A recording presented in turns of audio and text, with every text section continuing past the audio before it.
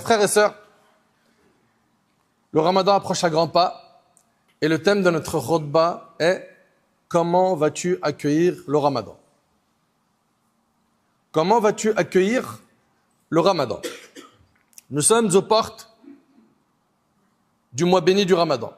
Seuls quelques jours nous séparent de lui.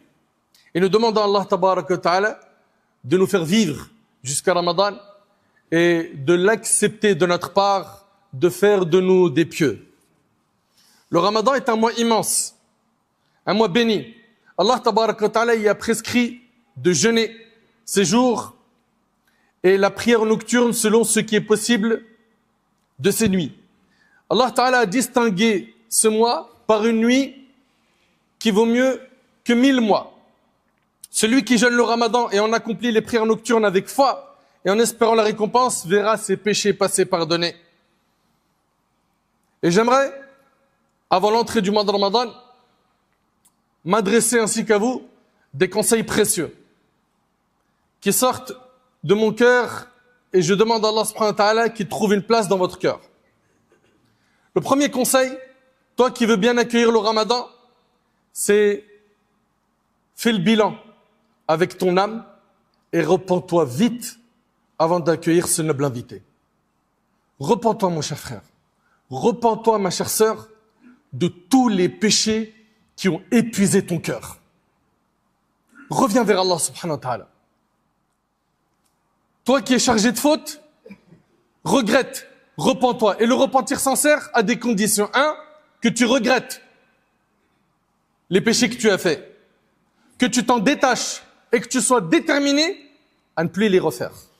Ça, c'est le repentir sincère. Et bien évidemment, s'il y a quelque chose que tu as pris de quelqu'un, une injustice liée à une personne, tu dois la réparer. Serviteur d'Allah, Wallahi wa Rabbil Kaaba, la vie est courte. Le temps est limité. Combien d'êtres chers, combien de frères avons-nous accompagnés dans les tombes ces dernières semaines, ces derniers mois? Personne parmi nous n'a la garantie de vivre jusqu'à Ramadan. Donc repens-toi. Repens-toi vite avant qu'il soit trop tard. D'après Abu Musa radiyallahu anhu, le prophète sallallahu alayhi wa sallam a dit: certes, Allah tend sa main la nuit pour que se repente celui qui a péché la journée.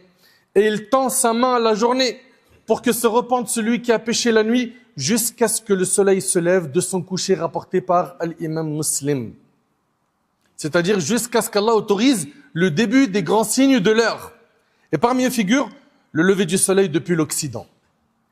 Allah Tabaraka wa Ta'ala nous dit: قل يا عبادي الذين أسرفوا على أنفسهم لا تقنطوا من رحمة الله إن الله يغفر الذنوب جميعا إنه هو الغفور الرحيم. Dis, ô mes serviteurs qui avez commis des excès à votre propre détriment, ne désespérez point de la miséricorde d'Allah.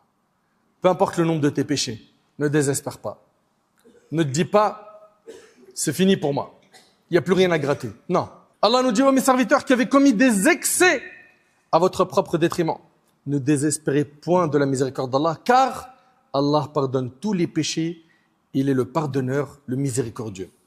Et dans le hadith rapporté par l'imam Muslim selon Anas, le prophète sallallahu alayhi wa sallam a dit, et écoutez bien s'il vous plaît ce hadith: certes Allah est plus heureux du repentir de son serviteur lorsque celui-ci se repent à lui que l'un d'entre vous dont la monture s'échappe emportant avec elle sa nourriture et sa boisson alors qu'il se trouve sur une terre désertique. Essaye d'imaginer quelqu'un qui est sur une terre désertique, il a sa monture et il a sa nourriture, sa boisson sur cette monture et cette monture disparaît. Comprenez bien ce hadith.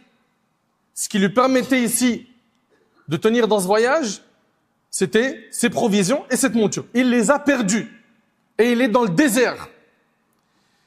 Désespéré, il finit par s'allonger à l'ombre d'un arbre, nous dit le prophète sallam, en ayant perdu l'espoir de la retrouver. Tandis qu'il se tient ainsi, voilà sa monture qui se présente devant lui. Il la saisit alors par son mort, puis s'exclame fou de joie. Il était tellement heureux de retrouver cette monture qui portait sa nourriture et sa boisson, qu'il a dit: oh Allah, tu es mon serviteur et je suis ton Seigneur. Au lieu de dire tu es mon Seigneur et je suis ton serviteur, il s'est trompé. Et le prophète il a dit: akhta'a min shiddatil farah. Il s'est trompé à cause de l'intensité de sa joie. Et bien regardez le hadith, qu'est-ce qu'il nous dit? Certes, Allah est plus heureux du repentir de son serviteur lorsque celui se repent à lui que l'un d'entre vous dont la monture s'échappe emportant avec elle sa nourriture et sa boisson alors qu'il se retrouve sur une terre désertique. Allahu Akbar. Réalises-tu que si tu te repens à Allah, Allah subhanahu wa ta'ala se réjouit de ton repentir? Allah se réjouit de ton retour et de ton repentir d'une joie plus grande et plus noble encore que la joie de cet homme lorsqu'il retrouve sa monture perdue une seconde fois. Mon bien-aimé en Allah, qui parmi nous n'a jamais péché? Qui parmi nous n'a jamais désobéi à Allah? Tout être humain sur terre est fautif. Mais Allah, notre Seigneur Azza wa Jal, est pardonneur et miséricordieux. Dès maintenant, repens-toi. Délaisse dès maintenant tous les péchés que tu avais l'habitude de faire.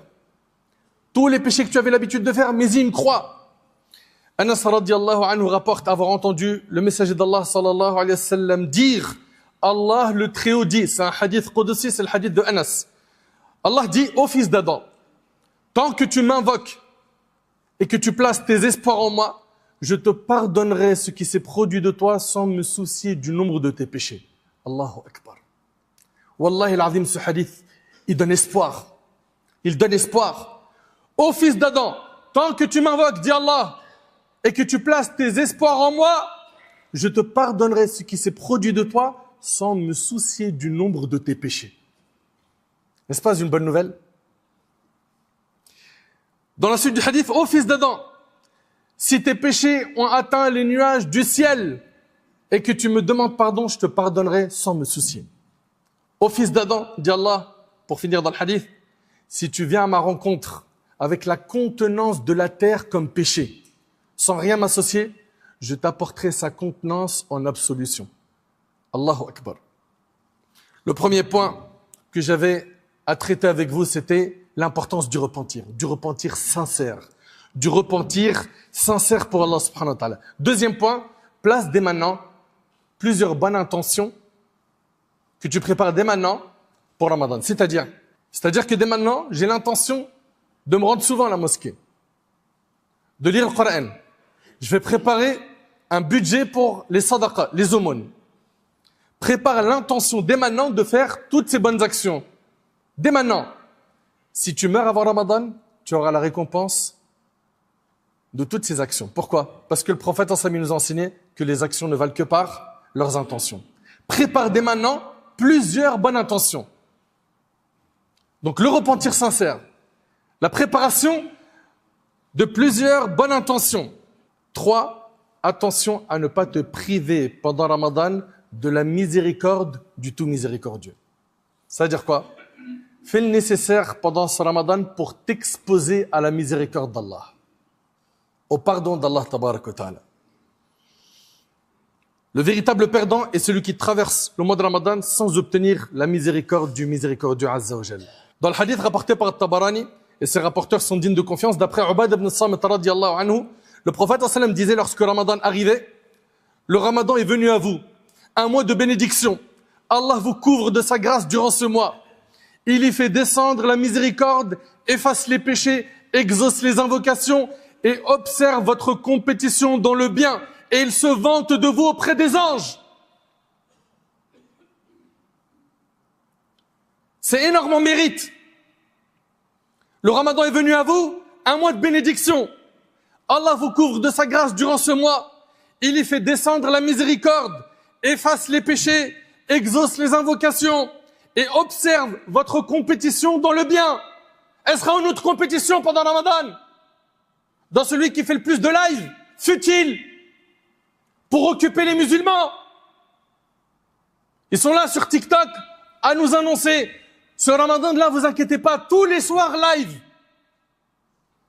Laissez les gens dans les mosquées, dans les ibadat. Laissez-les se rapprocher du livre d'Allah au lieu de les éloigner, de les égarer pendant le mois de la miséricorde. Il y en a ras-le-bol qu'on se réveille un peu de cette insouciance. Et observe votre compétition dans le bien et il se vante de vous auprès des anges. Montrez donc à Allah le meilleur de vous-même. Montrez à Allah le meilleur de vous-même, pas le pire de vous-même. Pas le pire de vous-même. Pendant Ramadan, il y a des gens qui arrivent à appeler au haram. Et là, d'ailleurs, il se pose la question, mais comment ça se fait? Les démons, ils sont enchaînés. Effectivement, les démons sont enchaînés. Mais lui, son ego, il a été configuré par le diable. C'est pour ça que même pendant Ramadan, il continue à faire du mal. Montrez donc à Allah le meilleur de vous-même. Rentrez dans une concurrence saine de qui va lire le plus, méditer, mettre en pratique le contenu du Coran, de qui va faire des aumônes, de qui va venir le plus à la mosquée, qui va soulager ceux qui sont en détresse, qui va aider les pauvres, qui va soulager ceux qui sont opprimés. Rentrez dans cette concurrence. Mettez une croix sur les réseaux sociaux, sauf pour la partie utile, où tu vas écouter un rappel ou du Coran. Mettez-y une croix. Chaque année, on se demande pourquoi je suis le même à l'entrée et à la sortie de Ramadan. Mais est-ce que tu as fait les causes? Ou tu es le même, sans objectif? Montrez donc à Allah le meilleur de vous-même, car le véritable malheureux est celui qui est privé durant le mois du Ramadan de la miséricorde d'Allah. Qu'Allah subhanahu wa ta'ala nous comble de ses bienfaits et fasse de nous des pieux et accepte notre repentir. Quatrième conseil, c'est accroche-toi à la mosquée. On a dit repentir, on a dit la bonne intention, on a dit expose-toi à la miséricorde d'Allah. 4, accroche-toi à la maison d'Allah tabarak wa ta'ala. Dès maintenant, il faut que tu te réconcilies avec la mosquée. Toi qui n'as pas l'habitude ou peu l'habitude de venir dans la maison d'Allah. Uthman radiyallahu anhu rapporte, j'ai entendu le prophète sallam dire, celui qui fait soigneusement ses ablutions et marche ensuite vers la mosquée pour y accomplir une prière prescrite en compagnie de l'imam, tous ses péchés seront pardonnés. C'est rapporté par Ibn Khuzayma. Celui qui accomplit soigneusement ses ablutions, marche ensuite vers la mosquée pour y accomplir une prière obligatoire en compagnie de l'imam, tous ses péchés seront pardonnés. D'après Anas ibn Malik, le prophète a dit, écoutez bien s'il vous plaît ce hadith, le prophète a dit, certes Allah va appeler le jour de la résurrection, où sont mes voisins? Où sont mes voisins? Les anges vont dire, ô notre Seigneur, à qui convient-il d'être ton voisin? Allah va dire, où sont ceux qui peuplent les mosquées? Et c'est rapporté par Abu Nu'aym. Ceux qui peuplent les mosquées sont les voisins d'Allah. C'est pas un grand mérite? Tu n'aimerais pas en faire partie? D'après Abu Hurayra radiyallahu anhu, le prophète sallallahu alayhi wa sallam a dit, il n'y a pas un homme qui a l'habitude de rester dans les mosquées et ne plus s'y rendre à cause d'une chose qui l'en empêche ou à cause d'une excuse, puis il retourne. Donc c'est quelqu'un qui a l'habitude d'aller dans les mosquées. Et il n'y va plus parce qu'il a eu un empêchement. Eh bien regardez bien. Puis il y retourne sans qu'Allah ne soit content de le retrouver de la même manière que la famille d'une personne est contente de retrouver un de ses membres qui était absent lorsqu'il revient. Allahu Akbar. Allahu Akbar. Et c'est rapporté par Ibn Khuzayma. Sans compter que la prière en groupe, elle dépasse en mérite la prière individuelle de 25 degrés, de 27 degrés selon les hadiths. 5e conseil, c'est prépare-toi à faire des aumônes pendant Ramadan. Prépare-toi.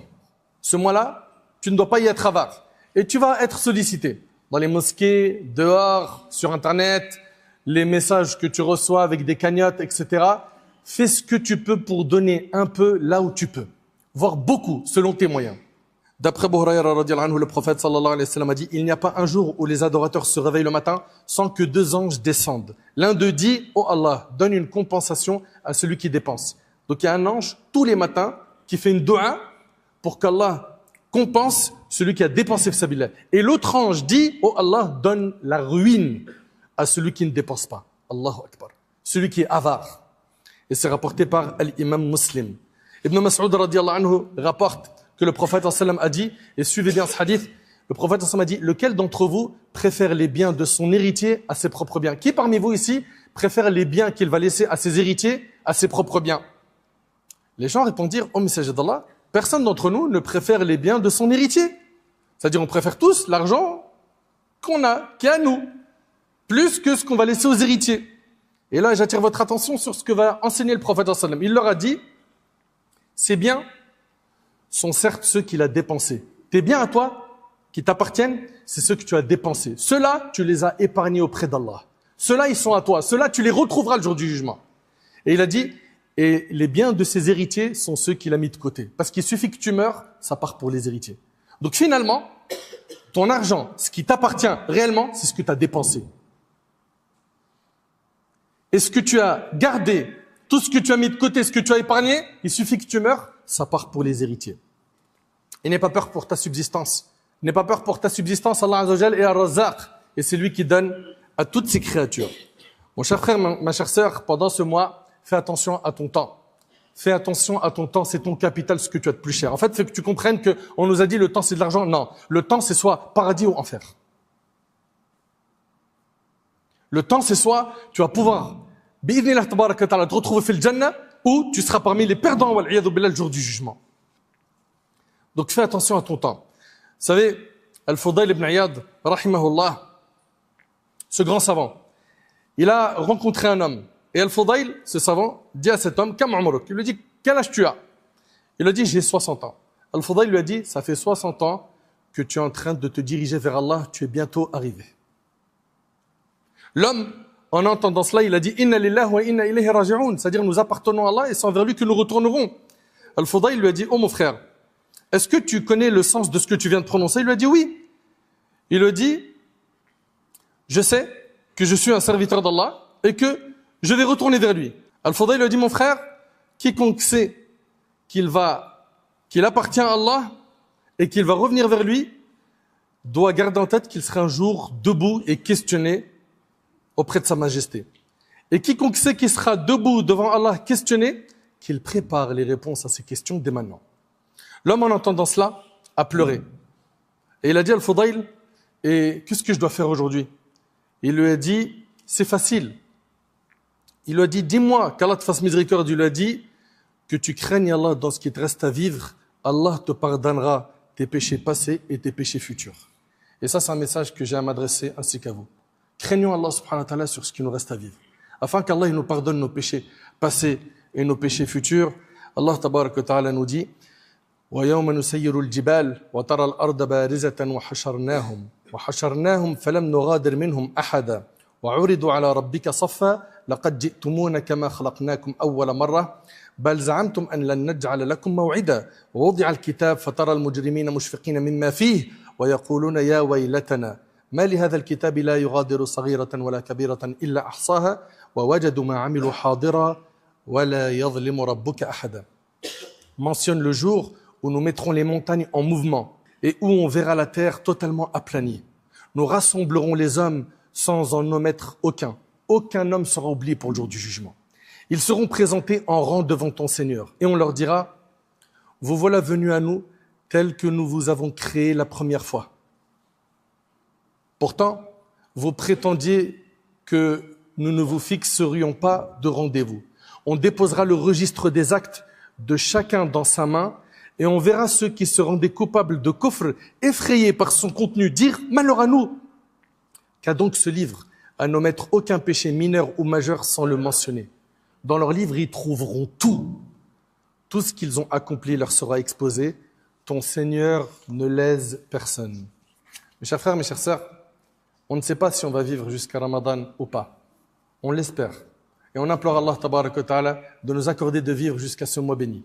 Et on implore Allah tabaraka wa ta'ala de nous accorder un repentir sincère. Et on implore Allah tabaraka wa ta'ala d'améliorer notre situation.